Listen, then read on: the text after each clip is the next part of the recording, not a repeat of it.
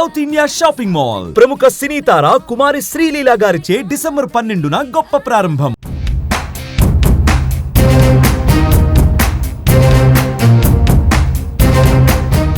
జమిలీ ఎన్నికలపై కేంద్రంలోని మోదీ సర్కార్ వేగంగా పావులు కదుపుతోంది. వన్ నేషన్ వన్ ఎలక్షన్ పై తగ్గేదేలే అంటోంది.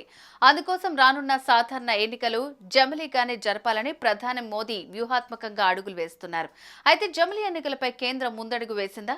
ఈ పార్లమెంటు సమావేశాల్లోనే జమిలీ బిల్లును తీసుకురానుందా? పార్లమెంట్, అసెంబ్లీ ఎన్నికలను ఒకేసారి నిర్వహించడం సాధ్యమేనా?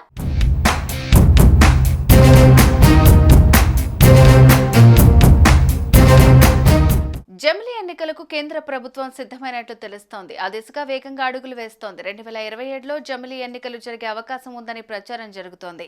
ఇందుకోసం ఈ పార్లమెంటు సమావేశాల్లో కేంద్ర ప్రభుత్వం బిల్లు పెట్టే అవకాశం ఉందని బీజేపీ వర్గాలు చెబుతున్నాయి.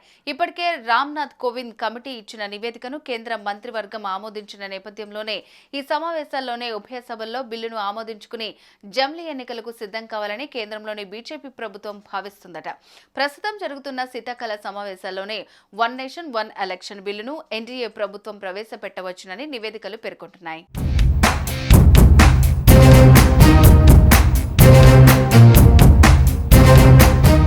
ఒకేసారి ఎన్నికలు జరగటం వల్ల ఎన్నికల కోడ్ మధ్యలో అడ్డం వచ్చి అభివృద్ధికి ఆటంకం కలుగుతుందని భావించిన మోదీ ప్రభుత్వం గత కొద్ది రోజుల నుంచి జమిలీ ఎన్నికల గురించి కసరత్తులు చేస్తోంది.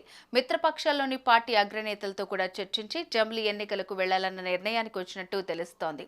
అందులో భాగంగా ఈ శీతాకాలం సమావేశాల్లోనే బిల్లును ఆమోదించుకుని మరింత ముందుకు వెళ్లాలని భావిస్తోంది. అయితే కాంగ్రెస్ ఇప్పటికే ఈ బిల్లును తీవ్రంగా వ్యతిరేకించింది. ఈ బిల్లును వ్యతిరేకించడంలో ఇండియా బ్లాక్ పార్టీలు ఐక్యంగా ఉండే అవకాశం ఉంది.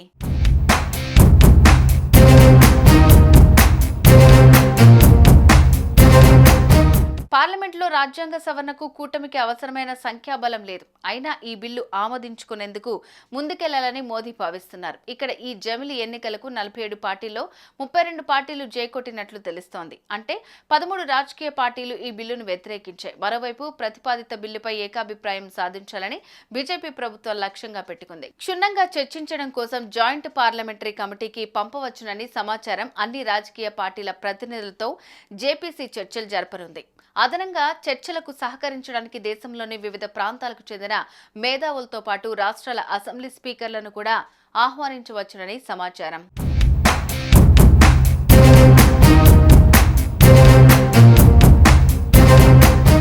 దేశంలో ఏకకాల ఎన్నికలు నిర్వహించాలంటే ఆర్టికల్ 327 సహా పలు రాజ్యాంగ సవరణలు అవసరం.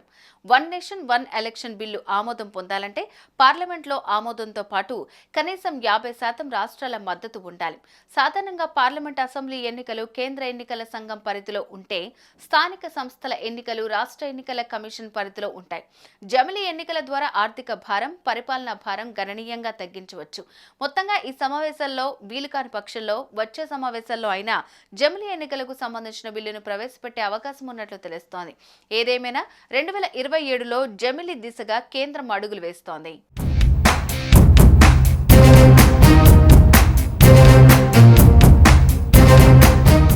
సుమన్ టీవీలో మీ పర్సనల్ అండ్ బిజినెస్ ప్రమోషన్స్ కోసం కింది నెంబర్కి కాంటాక్ట్ చేయండి.